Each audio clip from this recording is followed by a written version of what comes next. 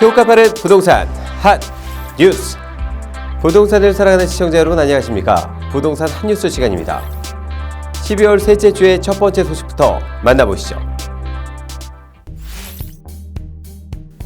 16일 직방이 국토교통부 실거래가 시스템에 공개된 전국의 단독 다가구 연립다세대 아파트 거래의 가격대별 거래를 분석한 결과 올해 9억 원 초과 14억 원 이하의 거래 비중은 2.7%, 14억 원 초과는 1.7%로 각각 집계됐습니다.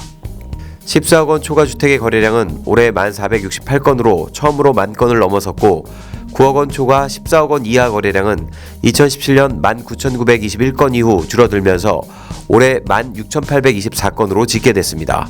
9억 원 초과 거래 중 아파트가 차지하는 비중은 올해 73.6%에 달했고 단독 다가구 주택이 차지하는 비중은 2015년 46.9%에서 올해 24.3%로 줄었습니다.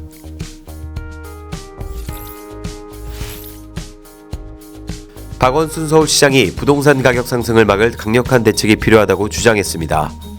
박 시장은 지난 15일 자신의 페이스북에 서울 아파트 값이 24주째 멈출 줄 모르고 오른다. 시장으로서 고민이 이만저만이 아니다며 부동산 문제를 이대로 둬서는 안 된다.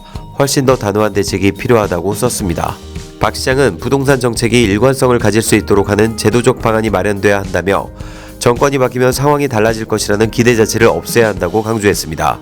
박 시장은 공시가격 현실화를 통한 보유세 강화와 초과이익 환수 등 부동산 가격 정책에 관한 지론을 언급하면서 서울시는 공시가격 현실화에 필요한 모든 것을 지원할 의지가 있다고 전달했습니다.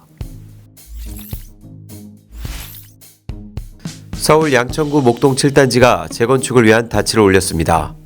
16일 목동 7단지 재건축준비위원회에 따르면 최근 목동 청소년 수련관 대강당에서 목동 7단지 재준이 창립총회 및 재건축 설명회를 개최했습니다. 정기선 목동 7단지 재준이 위원장은 이번 설명회를 통해 목동 7단지가 앞으로 목동 재건축 시장을 주도적으로 이끌어 나갈 수 있는 시발점이 되기를 기원한다고 말했습니다.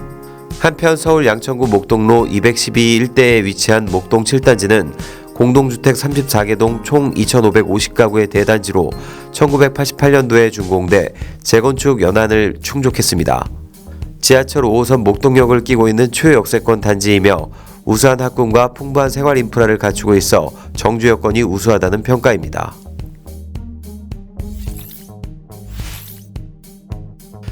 지난달 6일 조정 대상 지역 해제 영향으로 뜨겁게 달아올랐던 부산 집값 상승세가 한풀 꺾였습니다. 규제 해제가 반짝 호재에 그치고 있다는 분석에 힘이 실립니다. 15일 국민은행 조사에 따르면 이번 주 부산 아파트값 상승률은 전주의 절반 수준으로 낮아졌습니다. 이번 주 집값은 전주 대비 0.07% 오르는 데 그치면서 지난주 0.15%에 비해 상승폭이 크게 줄었습니다. 사하구는 마이너스 0.25%를 기록하며 하락세로 돌아섰고 영도구 마이너스 0.04%는 하락폭을 키웠습니다.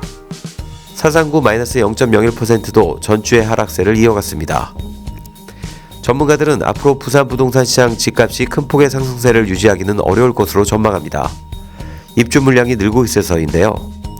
부동산 114에 따르면 부산에서 올해 25,430가구가 내년엔 25,432가구가 공급될 예정입니다.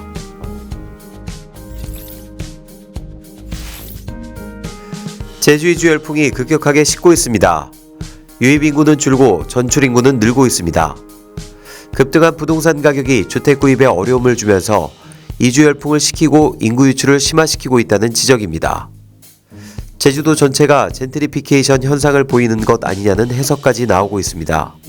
제주연구원이 제주도에 제출한 제주도 인구정책 종합계획 보고서에 따르면 지난해 제주를 떠난 인구는 33,322명으로 10년 전인 2009년 21,880명과 비교했을 때 1만 명 가까이 늘었습니다.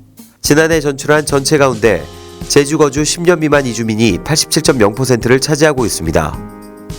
특히 지난해 제주를 떠난 이주민 가운데 절반 정도는 이주한 지 2년도 안 돼 떠난 것으로 드러났습니다. 복잡한 부동산 핫뉴스와 함께라면 어렵지 않습니다. 저희는 다음 시간에 또 다른 핫뉴스로 찾아뵙겠습니다. 여러분의 구독과 좋아요는 우리를 핫하게 합니다.